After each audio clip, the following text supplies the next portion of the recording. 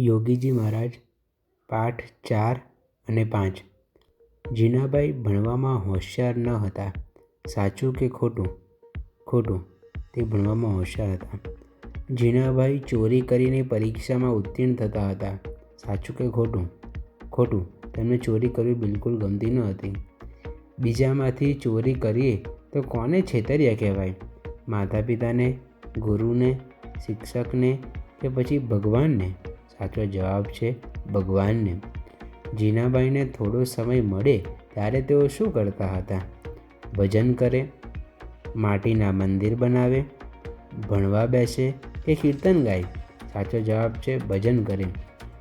કોને કહે છે આખો દિવસ ભગવાન સંભાળે છે? વૈરાગ્ય બહુ પાડે છે તો પછી સાધુ જ થઈ જા ને।